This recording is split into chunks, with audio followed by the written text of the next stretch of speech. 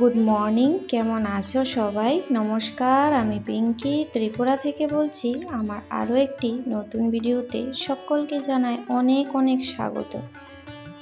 আশা করছি সবাই ভালো আছো আর আমিও ভালো আছি।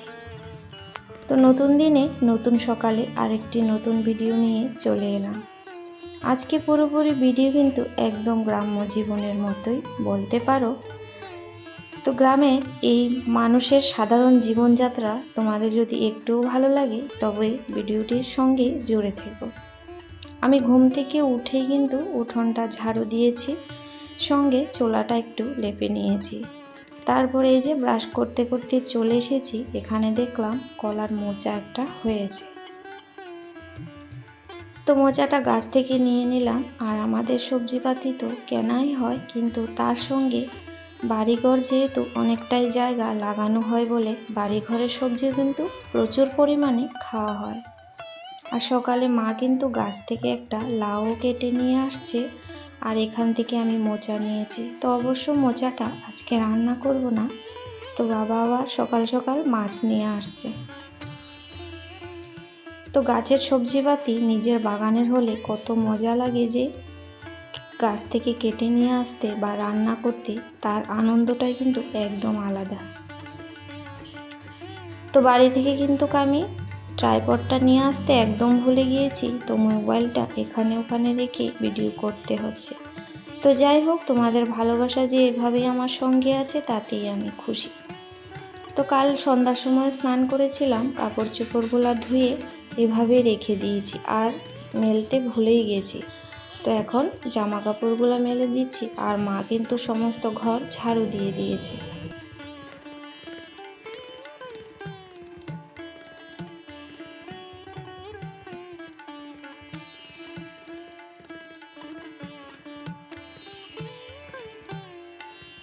তো সকাল সকাল আমি কিন্তু স্নান সেরে নিয়েছি, মা আমাকে গরম জল করে দিয়েছে। আর বাইরের ওয়েদারটা এতই ঠান্ডা সকাল সকাল, আর আমরা যেহেতু ফ্ল্যাটে থাকি একদম বুঝতে পারি না, জানো তো। রাত্রিতেও বেশ ভালো বাইরে ঠান্ডা লাগে, আর সকালেও কিন্তু বেশ ঠান্ডা লাগছে, আর জল একদম মনে হচ্ছে বরফের মতো ঠান্ডা। তো যাই হোক, আমার স্নান সেরে সাজুগুজু কিন্তু একদম কমপ্লিট হয়ে গেছে। তো তোমাদের একটু হাই হ্যালো করে দিলাম আর মুখমণ্ডল দর্শন করিয়ে দিলাম। আর বাইরে দেখো সূর্য মামা বেশি উপরে ওঠেনি, এখন কিন্তু 6:30 বাজে। তো তার মধ্যে মা চা করে দিয়েছে সবাইকে, চা খেয়ে নিয়েছি আমরা। আর এখানে আমি বসে পড়েছি, ওই যে ছিমের বিচিগুলা ছিল কিছুটা, সেগুলা বেছে নিচ্ছি। ছিমের বিচির ডাল হবে। তো তোমরা তো দেখতেই পেয়েছো আগের ভিডিওতে, আমি বাড়িতে কিন্তু অনেক দিন ডাল খেয়েছি, কাঁচা বিচির ডাল। তো মা তো খায়নি, তো মাকে খাওয়ানোর জন্যই নিজের বাহানা যে আমি খাবো। তো যাই হোক, এগুলো এখন একটু ভাপিয়ে নেব। তো 5 মিনিট ভাপিয়ে নিলে কিন্তু ভিজিয়ে রাখতে হয় না, যেহেতু এটা এখনই রান্না করব। তো গ্রামের বাড়িঘর একটু এরকমই থাকে, খোলামেলা পরিবেশ। যারা থাকো তারা তো জানোই। আর বাইরে যে উনুনটা আছে, এখন আমি কিন্তু সেটা জ্বালিয়ে দিচ্ছি। আর উনুন জ্বালাতে বেশি সময় কিন্তু আমার একদমই লাগে না, 1 মিনিটের কম সময় কিন্তু আমি উনুন ধরিয়ে দিয়েছি। আর ভাতের জলটা বসিয়ে দিলাম। আর রান্না তো মাই করবে, আজকে বলছিল যে আমি রান্না করব, তোর করতে হবে না। তো মাই হয়, মার মতো কেউ হয় না, জানো তো। তো সব সময় আমিও বলি তুমিও তো রান্না করেই খাও, তাও বলছে তুইও তো বাড়িতে একাই রান্না করিস, তাই আজ করতে হবে না, আমি করব।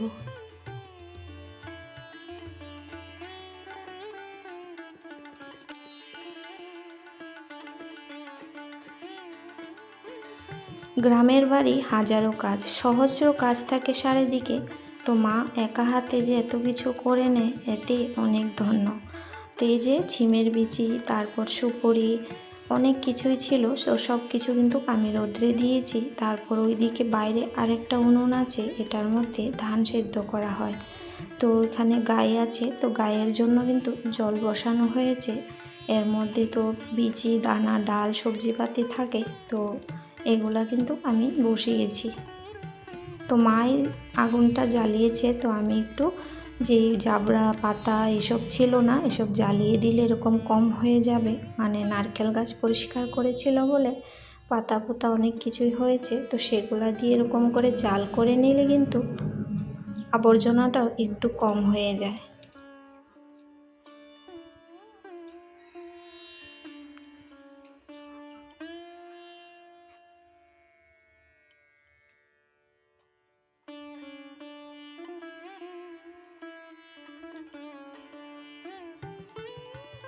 গাছের ফল সবজিপাতি কার না ভালো লাগে, দু চোখ জুড়িয়ে যায় চারিদিকে এই সমস্ত কিছু দেখলে, এগুলোর দিকে তাকিয়ে থাকতে ইচ্ছা করে।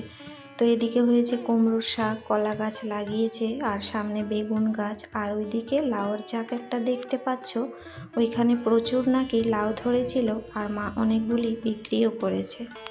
আর এখানে দেখো মাছ মরে আছে, পুকুরের মধ্যে একদমই জল নেই। কালকেও দেখেছি একটা 1 কিলো 200-300 গ্রাম হবে, মানে এত বড় মাছটা মরে গেছে। মানে ওই যে হাঁসগুলা চড়ে সেগুলা কামড়ে কামড়ে মেরে দেয়, যেহেতু জলটা কম আর বোঝাই যাচ্ছে না এর মধ্যে কিন্তু মাছ আছে। আমিও বিশ্বাস করিনি, তারপর কালকে অনেকগুলা মাছ ধরেছে মা পুকুর থেকে, তো সেই সমস্ত কিছু আর শেয়ার করতে পারিনি। আর আজকেও একটা মাছ মরে আছে, তো তাই বলে আজকে হাঁস মুরগি একদমই ছাড়ছে না। মা বলছে আজকে বেঁধে রাখবো, জলগুলা নষ্ট করে মাছগুলা মেরে দিচ্ছে। তো এই জন্য আমি কিন্তু হাঁস আর মুরগিকেই মানে খাবার দিয়ে দিচ্ছি।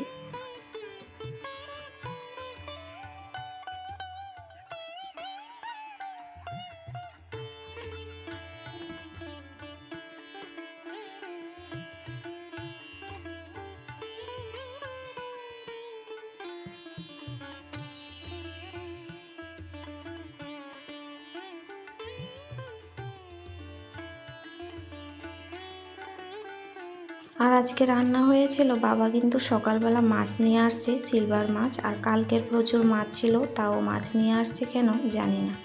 আর এখানে ছিমের বিচির ডাল আর আলু দিয়ে মাছ দিয়ে ঝোল হয়েছিল। আর কাল রাতেও বাইম মাছ নিয়ে আসা হয়েছিল, তো বাইম মাছ আমি রান্না করেছিলাম, একটু দেখতে পেয়েছিলে শুকনা করে, ওইটা দিয়ে খেয়েছি সকালে। আরও সবজি ছিল কালকের মাছের, তো সকালবেলাটায় ভাত খেয়েছি কালকের সবজিগুলা দিয়েই, ওইগুলোও কিন্তু আমরা শেষ করতে পারিনি। তো যাই হোক, লোকজন যেহেতু কম সবজি হয়ে যায় বেশি। তো এই চুলার জারটা খুবই নোংরা হয়েছিল, তো এটা আমি পরিষ্কার করে একটু কাগজ পেতে গ্যাসের ওভেনটা একদম ধুয়ে মুছে সুন্দর করে বিছিয়ে রেখেছি। আসলে গ্রামের বাড়ি তো অনেক কাজ থাকে, কত কাজ যে থাকে, যারা গ্রামে থাকে তারাই কিন্তু বোঝে। আর এসব গ্রামের বাড়িতে দুজন লোক একদম চাই, কারণ বাইরে একজন কাজ করার জন্য আর ঘরটাকে কিন্তু সামলানোর জন্য। তো আমি যখনই আসি তখনই কিন্তু এরকম করেই কাজ করে যাই।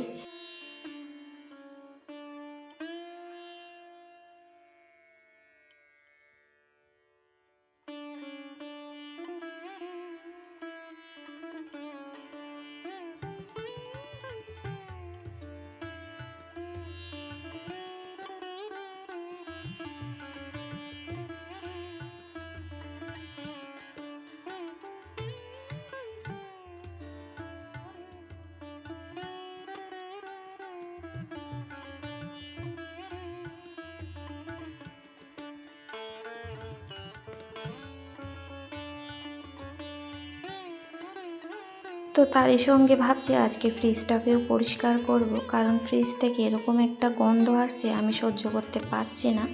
তো মানে ফ্রিজটা আমি সমস্ত কিছু বের করে ভালো করে কিন্তু পরিষ্কার করে দেব। তো আমার কাছে লেবু বা ভিনেগার ছিল না, এমনিতেই স্রাপের জল দিয়ে পরিষ্কার করে দিয়েছি।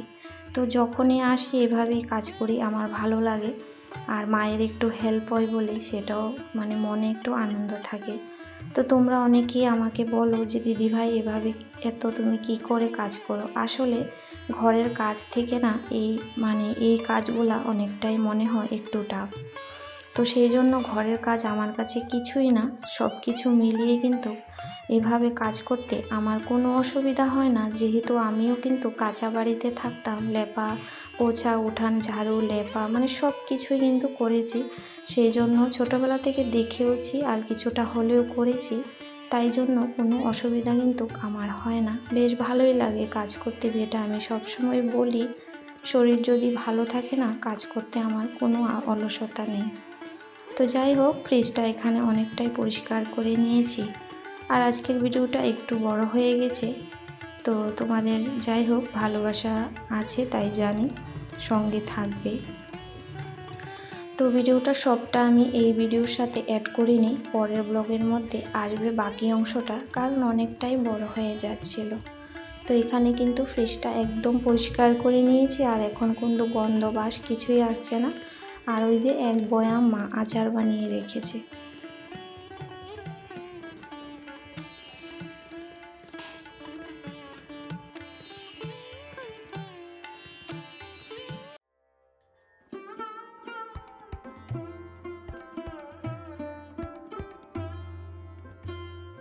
তো একটা ছেলে হয়ে মা বাবার প্রতি দায়িত্ব কর্তব্য যতটা থাকে, একটা মেয়ে হয়েও কিন্তু দায়িত্ব কর্তব্যটা ততটুকুই থাকা উচিত আমি মনে করি। তো আমি তো টাকা পয়সা সেরকম কিছু দিয়ে কিন্তু হেল্প করি না, আর করতে হবে সেরকমও কিন্তু ব্যাপার নেই, কারণ মা বাবার যথেষ্টই আছে। ঠাকুরের কৃপায় দুইজন মানুষ, ওরা দুইজনেই তো ছোটোখাটো ইনকাম করে যায়, তো তাদের জন্য কোনো অসুবিধা নেই। তা সত্ত্বেও কিন্তু আমার মনে হয় আমি যদি যতটা করতে পারতাম তাও কিন্তু আমার খুব ভালো লাগতো। তো এতটুকুই যে করি সেটাই কিন্তু আমার খুব ভালো লাগে। তো যাই হোক বন্ধুরা, আজকের ভিডিওটি কিন্তু এখানে শেষ করব। তোমরা সবাই এভাবে আমার সঙ্গে থেকো, পাশে থাকো, আর সবাই কিন্তু খুব ভালো থেকো, সুস্থ থেকো। আর আমার রান্নাঘর একদম ক্লিন হয়ে গেছে।